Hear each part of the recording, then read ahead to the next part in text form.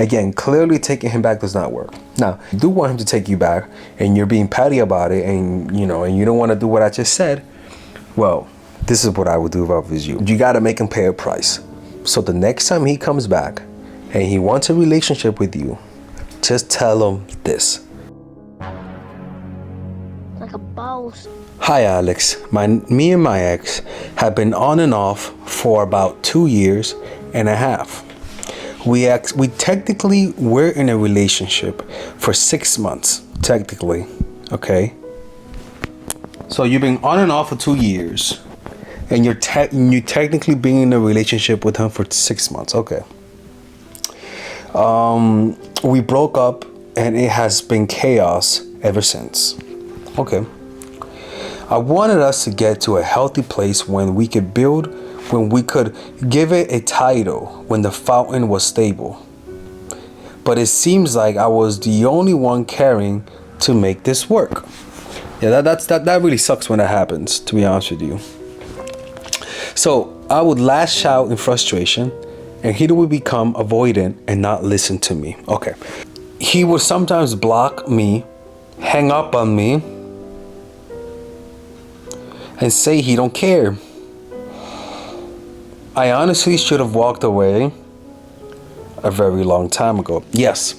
What's funny is that if you're in an on and off relationship with someone, you have to understand that a lot of the times you get stuck in an addictive pattern, right? Where your egos are involved, and you end up losing the big picture, where you stop wanting him, but what you really want is to win. What you really want is the validation. The ending is everything. Plan all the way to it, taking into account all the possible consequences, obstacles, and twists of fortune that might reverse your hard work and give the glory to others. By planning to the end, you will not be overwhelmed by circumstances, and you will know when to stop. Gently guide fortune and help determine the future by thinking far ahead. Honestly, I should have walked away because he doesn't recognize my value enough to change. The thing is that, again, like I always tell people, it's very hard for people to change. It's very difficult for people to change. You cannot be hoping for people to change. You got to expect people not to change, and for you to accept them for what they are right now. People leave traces of who they are. You're just not picking up the signs. Nobody ever does anything once. If somebody has done a bad deed, or you see them mistreating somebody else, and then they'll come back and say, oh, it just came over me. This happened once. That's not who I am. You'll believe them. You should not ever believe them. You should realize that people have patterns. When they do something bad, they probably have done it before and will do it again. Because he just doesn't recognize my value enough to change. And when I did attempt to walk away and date other people, he got very jealous and pursued someone else. Man. In the month apart, he became very serious with someone, and it didn't work out. And he came back in my life, but on the same level of inconsistency. What I want to know is, why are you just taking him back without putting some new standards? You know, like when a guy tries to get back with you, you have to let him know your non-negotiables. You have to have that, because if you don't, then he's like, okay, this woman is like a shelter. You're like a homeless shelter. I could just come back to you when I'm in need. After I ruin everything, I could just come back to you. You can't let him do that to you. Now, let's just say your grandma is going through a situation like this, most likely, where she's dating a dude and he's been with her for decades, and he's not giving her the love that she feels like she deserves. Well, for Granny, first of all, Granny, we don't have enough time on this earth, so you better make a decision now.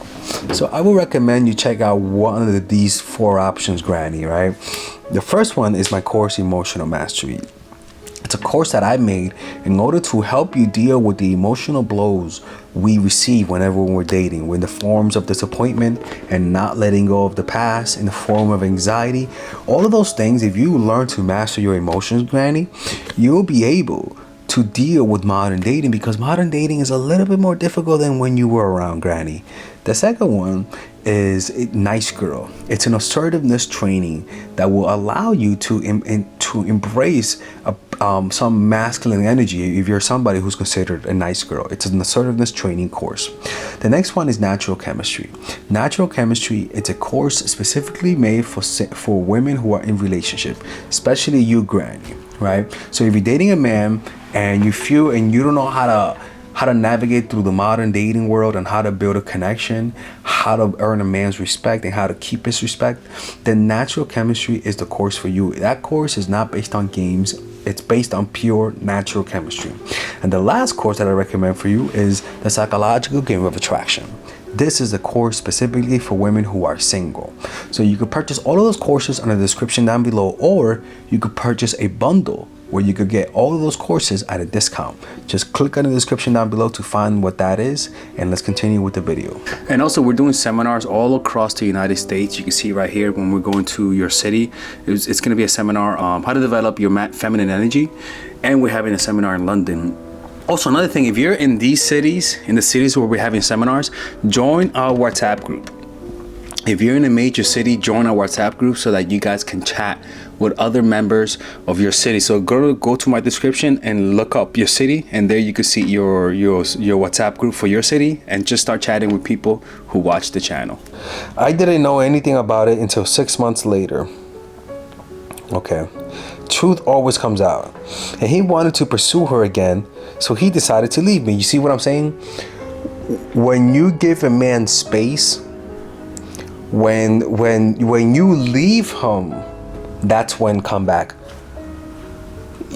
When you leave a guy, that's when they start chasing you. It's like a magical power, to be honest with you.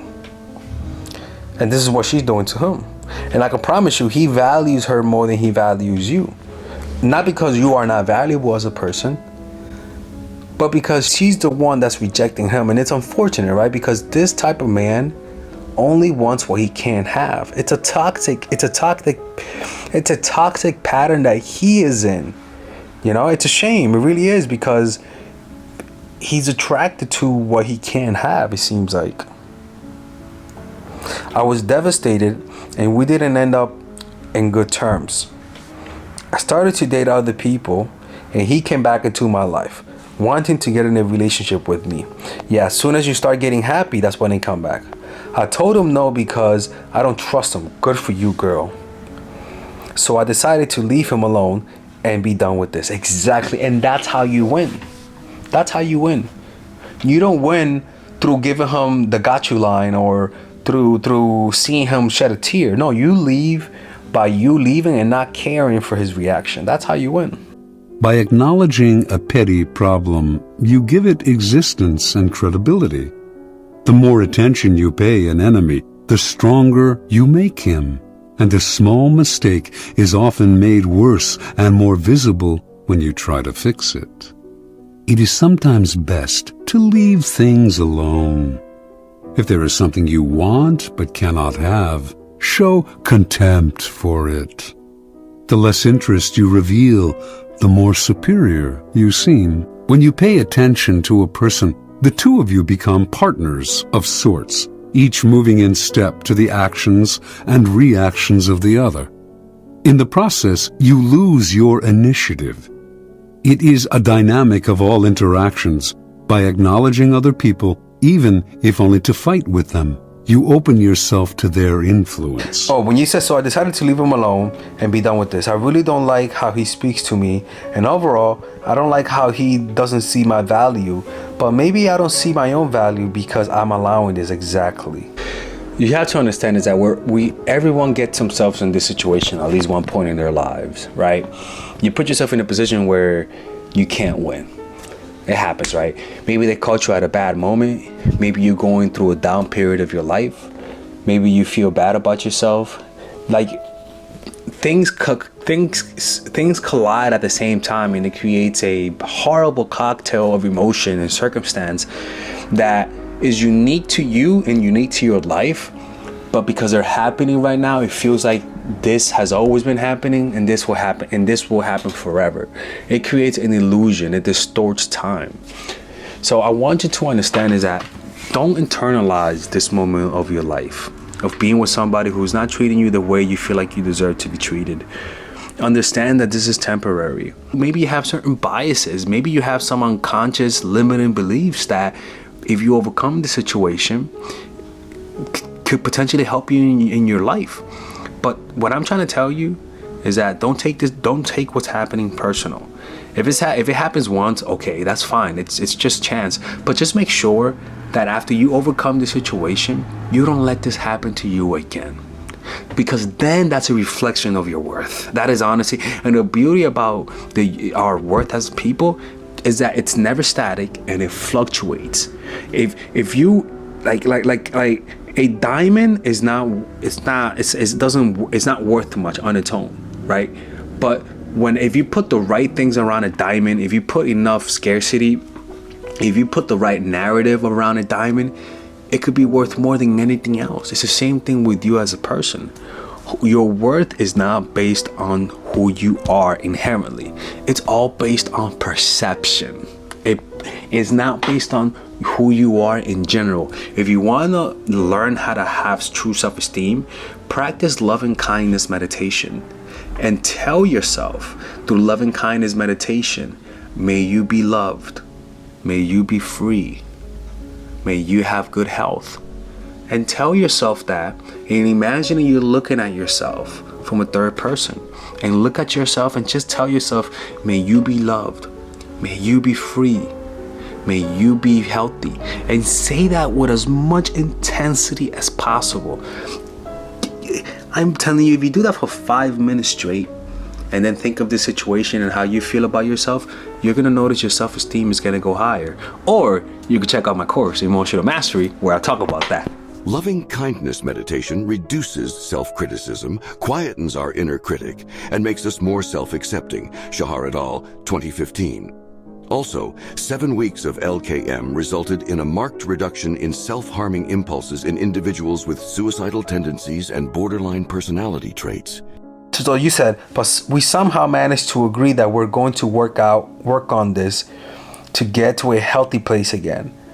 But he is still inconsistent with me and is still avoidant. And when I call him out on it, I'm nagging him. This sounds like the Sex and the City thing that we just did, man. It's unbelievable. So I decided to leave him alone and be done with this. I really don't like how he speaks to me, and overall don't like how he don't see my value.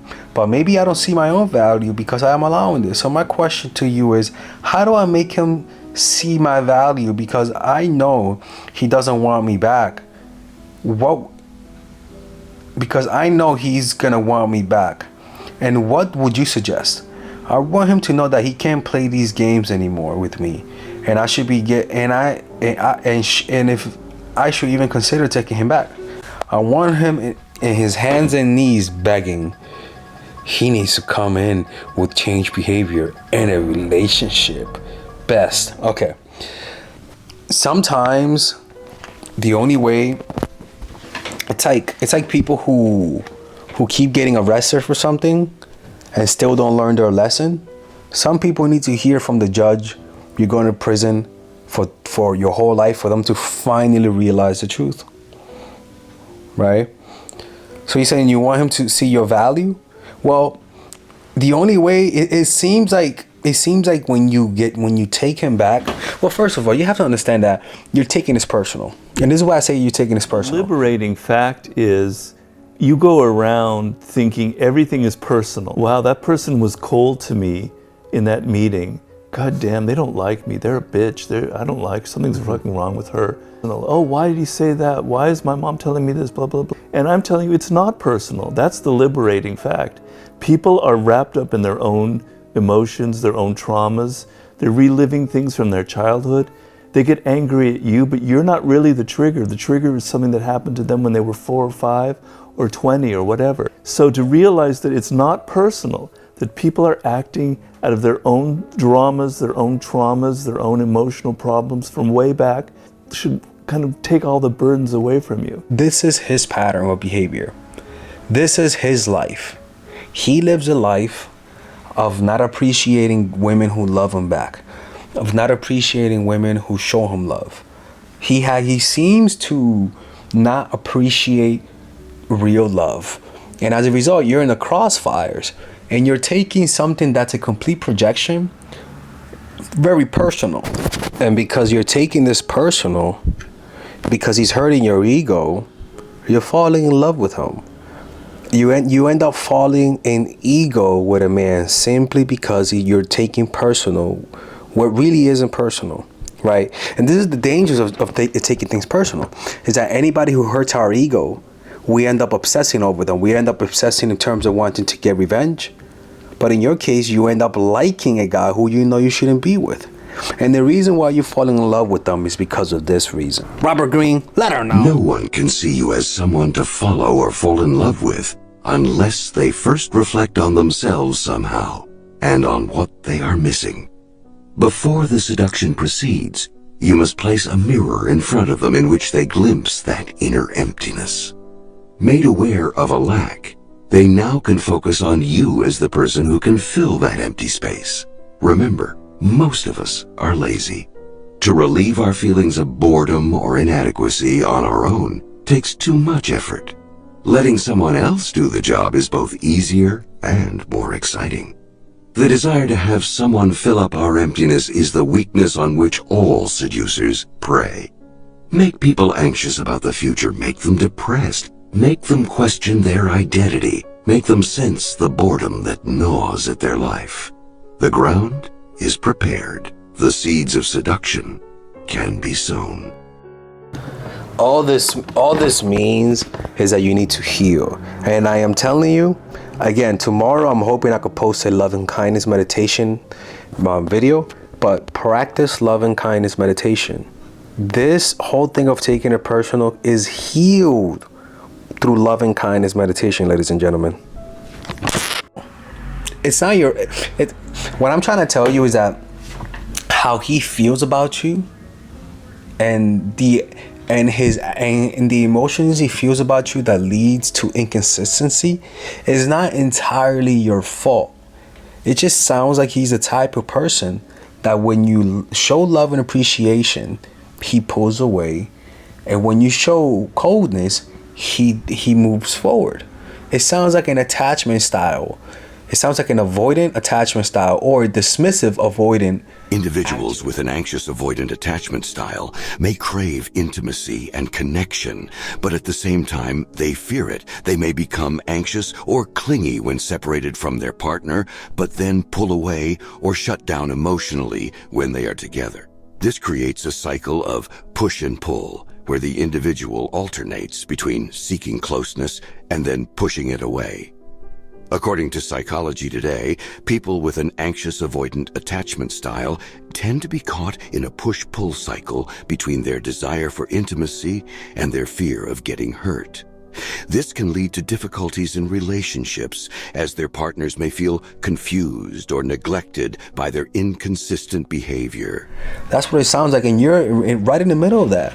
And maybe you're addicted to this because maybe, I don't know you, man, but maybe it reminds you of what happened when you were a child as well, you know? But it just seems like he's self-sabotaging his own life, you know? The only way for him to see your value is for him to know that he can't have you back no more. You know, it's as simple as that. For him to see you with another man, happy, and him appreciating you. If choosing to ignore enhances your power, it follows that the opposite approach, commitment and engagement, often weakens you. By paying undue attention to a puny enemy, you look puny, and the longer it takes you to crush such an enemy, the larger the enemy seems. Remember, the powerful responses to niggling, petty annoyances, and irritations are contempt and disdain. Never show that something has affected you or that you are offended. That only shows you have acknowledged a problem. Contempt is a dish that is best served cold and without affection. But the problem with that is that you don't get to see him. You don't get to win, if that makes any sense. You don't get to win him. Like, unfortunately, I can't tell you to go back to him because he's not gonna behave the way you want him to behave. You know, and it's unfortunate, right? Because you invested so much in him. But this is how you learn. Like, relationships are not all meant to be forever. But relationships are all meant for us to learn from him. He is your mirror. He is a reflection of you, of who you are to a certain degree. And that's the only use that he has in your life, to mirror what you gotta work on as a person. I want him to know he can't play these games anymore. Well, again, clearly taking him back does not work. Now, if you do want him to take you back, and you're being petty about it, and you don't want to do what I just said, well, this is what I would do if I was you. You got to make him pay a price. So the next time he comes back and he wants a relationship with you, just tell him this: I don't like the way things ended between me and you the last few times. Are you willing to make it up to me? And make him pay a crazy price. Make him pay a price. Yeah, that's right. You're gonna have to make him pay a price. And I'm not talking about money. Make him do something he finds embarrassing. Make him do something he wouldn't do for any girl. Make him lick your ass. Should you shower? I don't know. Let him find out. And that's not a metaphor, right? Or make him write a 5-10 page letter, or anything. Make him run with a shirt that says "I love you," blah blah blah blah, and him in his underwear. I don't know. The point is that your mistake is that you're taking him back too easily. Are a few psychological studies that support the idea that making someone work for something they lost or gave up can increase their perceived value of it. Arks, HR, and Bloomer, C. 1985. This study found that people were more likely to persist in a task when they had invested effort into it, even if it was not rational to do so. The researchers suggest that this sunk cost effect is due to people's desire to avoid feeling like they wasted their effort or resources, and may lead them to overvalue the outcome of the task. Norton, M.I., Moshon, D., and Ariely D., 2012. In this study, participants were asked to assemble IKEA furniture either by themselves or with the help of an expert. Those who assembled the furniture themselves reported higher levels of satisfaction and perceived value of the furniture than those who had it assembled for them. The researchers suggest that the act of completing a task, even a seemingly mundane one, can increase feelings of competence and ownership, leading to higher perceived value. Kahneman, D., Netsch, J.L., and Thaler, R.H., 1990. This study examined the endowment effect, which describes how people tend to ascribe a higher value to items that they already own. The researchers found that when participants were randomly assigned to receive an item, such as a coffee mug, versus being given the option to buy it at a lower price, those who had to pay for the item valued it less than those who were given it for free. The study suggests that the effort of acquiring an item can increase its perceived value. Overall, these studies suggest that making people work for something they lost or gave up can increase their perceived value of it, potentially due to feelings of ownership and attachment that come from investing effort into an object or task. He's leaving you, and then you're taking him back like it's like nothing happened. Like, oh, I bendito, come back to me. And nobody and no man can respect that, you know? We cannot respect that. I keep disrespecting you, and yet you still take me back. A man will accept you taking him back, but he will not give you the respect that you feel like you deserve, because you're making it too easy at home. You're making it way too easy. Another way is for you. Well, the thing is that unfortunately, the only way for him to beg to take you back, for you to take him back, is for you to be with somebody else. And that's the issue, is that 4. Appear to be an object of desire. Create triangles. We are social creatures and are immensely influenced by the tastes and desires of other people. Imagine a large social gathering. You see a man alone, whom nobody talks to for any length of time and who is wandering around without company. Isn't there a kind of self-fulfilling isolation about him? Why is he alone? Why is he avoided? There has to be a reason. Until someone takes pity on this man and starts up a conversation with him, he will look unwanted and unwantable. But over there, in another corner, is a woman surrounded by people. They laugh at her remarks, and as they laugh, others join the group, attracted by its gaiety. When she moves around, people follow. Her face is glowing with attention. There has to be a reason. In both cases, of course, there doesn't actually have to be a reason at all. The neglected man may have quite charming qualities, supposing you ever talk to him, but most likely you won't. Desirability is a social illusion. Its source is less what you say or do or any kind of boasting or self-advertisement than the sense that other people desire you. To turn your target's interest into something deeper, into desire, you must make them see you as a person whom others cherish and covet. Desire is both imitative, we like what others like, and competitive, we want to take away from others what they have. As children, we wanted to monopolize the attention of a parent, to draw it away from other siblings. This sense of rivalry pervades human desire, repeating throughout our lives. Make people compete for your attention. Make them see you as sought after by everyone else. The aura of desirability will envelop you. Whenever you move on, that's when he's gonna want you the most. Can you see how that's problematic? That is very problematic. He's only gonna want you whenever you find happiness in another man. And that just tells you how toxic he is as a person. And nature is cruel in that regard, where the men will only want you back as soon as they see you happy without them. It could be plenty of reasons why, right? First of all, when a man sees you with another man, humans are competitive, and desire is socially influenced. Whenever you see someone being happy with something, all of a sudden you want that thing. Whenever you think somebody's a loser, but then you see them having friends who love them, all of a sudden unconsciously you're gonna want to be their friends. If you see someone who's weird alone, you wouldn't want to hang out with them, but then let's put that weird person around friends. All of a sudden that weird person looks cool, right? Desirability, a lot of the times, is based on what we see other people desire, what we see other people value. And some men can only love you when they see you, when they see another man loving you. They need to see other people. It's almost like they need to have permission, like they need to have permission to date you.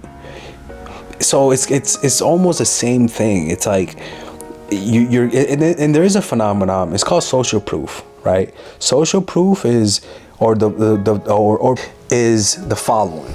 Studies have shown that both social proof and pre-selection can influence perceptions of attractiveness. For example, one study published in Evolution and Human Behavior found that women were more likely to find men attractive when they saw evidence of other women smiling or laughing at something the man said or did. Similarly, another study published in the Journal of Social and Personal Relationships found that men perceived women as more physically attractive when they were accompanied by other attractive women. Overall, social proof and pre-selection can play a role in how attractive someone appears to others, as people tend to rely on the opinions and behavior of others when forming their own impressions and making decisions about romantic partners. And also, some men only can love you at a distance. Some men can only love you when there's competition. It's like sports, right? Some people like to play, for example, I like to play basketball even when there's no one around. But some people can only play basketball when there's people watching. So who do you think really loves the game more? Me, who I could play basketball by myself and still play hard, versus people who can only play hard if there's a crowd watching them. The people who could only play hard when there's a crowd watching them don't really love the game of basketball. It's the same thing. If he can only love you and come to you only because he sees another man wanting you, that man does not really love you. And also, he sounds like a messenger of Satan. He's only there to ruin when you're happy. What the fuck is that? That's like an omen. That's like literally like a dark cloud hovering over you. That's Satan himself. You know? No, you can't be doing that. Like you mentioned in this, the only time he came begging back was only when you were with somebody else. It sounds like to me the only way for this to work out is for you to have him as your side dude. I'm not even joking around, man. Like, it sounds like the only way for you to really be with him is for him to be your side dude, because clearly he can't appreciate you alone. He can't, you know? And that's no fault of you. You have to understand that, right? That is not your fault, because the way I see it, that's his attachment style. The problem is that when you internalize his reaction to you and you make it personal and you make it part of your identity, that's when it becomes problematic, because then you internalize it and it affects your self-esteem.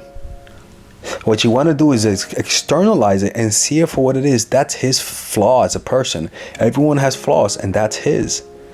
You can't put yourself in the middle of that fire and catch a few strays because of it. You have to move on and not take it personal, man. And when you do that, I mean, when he does come back, you gotta block him. This is not gonna end well. This is not gonna be your happy ever after, unfortunately, unless you want him as your side dude. And if you want to do that, go ahead and do that. I don't mind. You know, I'm not here to judge. Other reasons why they come back as soon as you're over them is because of fear of missing out.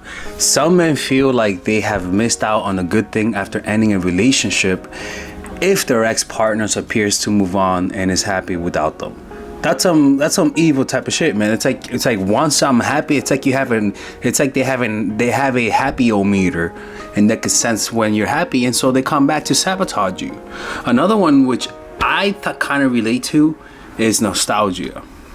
Nostalgia is such a powerful motivator to go back to ex-partners, because when we think back in their past and those were decent moments, a lot of the times our brain will literally exaggerate how happy we were. But as soon as you take them back because of nostalgia, you'll notice it was nostalgic because as soon as they spend time with you, they end up doing the things that made you guys split apart, you know? And it's unfortunate, right? Because that feeling is so addictive, but it's so toxic to us, especially to just move on. If you're in an on and off relationship with someone, I'm not gonna lie to you and tell you that's gonna work out one day. Most likely, it's not gonna work out. And that's just the reality. I'm sorry, I can't lie to you. I really can't. You know, if I lie to you guys, that means I'm not showing you guys love. So move on from those situations. If they come back, realize it's not because of you, it's not because they love you, but because they are missing out on the past. They're not happy with their present moment, and they're looking in the past to find happiness, when in reality, the only moment that truly matters is the present Use moment. your senses fully. Be where you are. Look around. Just look. Don't interpret. See the light, shapes, colors, textures. Be aware of the silent presence of each thing. Be aware of the space that allows everything to be. Listen to the sounds. Don't judge them. Listen to the silence underneath the sounds. Touch something, anything, and feel and acknowledge its being. Observe the rhythm of your breathing. Feel the air flowing in and out. Feel the life energy inside your body. Allow everything to be within and without. Allow the isness of all things. Move deeply into the now. All right, ladies and gentlemen, so this is the first time I'm ever going to offer this, all right? And it's a bundle, look at my doggy right here. And it's a bundle deal to purchase all of my courses while being able to have a talk with me. So the way that this works is that you guys can purchase a psychological game of attraction, natural chemistry, and nice girl while being able to purchase a 15-minute call with me. So naturally, a 15-minute call is $99 for the meantime, people, until I start classes again, which will go up when I start classes. But now you'll be able to do that at 50% off, all while being able to purchase my first 3 courses that I ever created. These courses are pretty much everything you need in terms of your dating life. So it's all, you get everything at $249. Now the way that this works is that the reason why I created this is because usually the best results come from people talking to me on the phone and then watching my courses. Now, I always tell people, purchase my courses first, right? But some people have individual situations that they need guidance in. So this is the opportunity to be able to get all 3 things while being able to talk to me, okay? So click on the description down below, purchase it while it's limited before I start classes again, and I'll see you guys inside.